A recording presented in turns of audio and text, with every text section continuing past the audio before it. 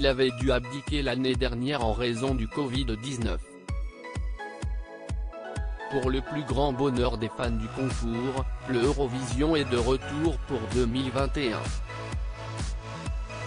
CIST ce soir, samedi 22 mai, que sera diffusée la finale du programme musical sur France 2 dès 21h, et que la France assistera, peut-être, à une victoire tricolore pour la première fois en 44 ans. Pour représenter l'Hexagone, CIST la chanteuse Barbara Pravi, 28 ans, qui fera résonner les puissantes notes de son titre, Voilà. Chaque année, les Français espèrent la victoire de leur candidat, malgré une absence remarquée depuis 1973.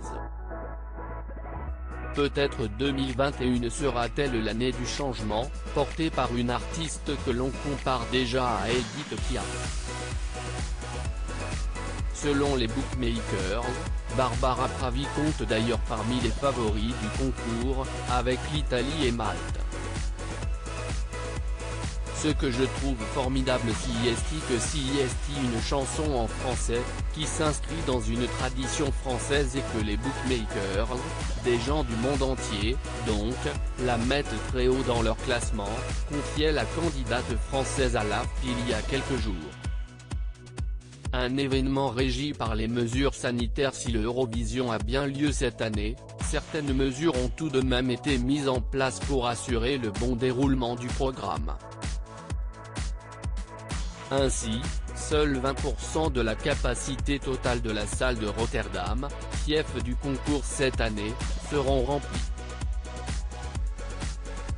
Quant aux candidats et à leur équipe, ils sont tous soumis à un contrôle sanitaire strict, rapporte Téléstar, isolement de 5 jours avant le départ, test négatif avant de partir, test sur place et sortie limitée aux répétitions. Rien n'est laissé au hasard. En cas d'absence d'un candidat lié au Covid ou autre, sa prestation a été enregistrée au préalable afin d'être diffusée pour le grand soir. C'était notamment le cas pour l'Australie, qui n'avait pas fait le déplacement, mais aussi pour l'Islande, privée de demi-finale en direct après la découverte d'un cas positif dans le groupe.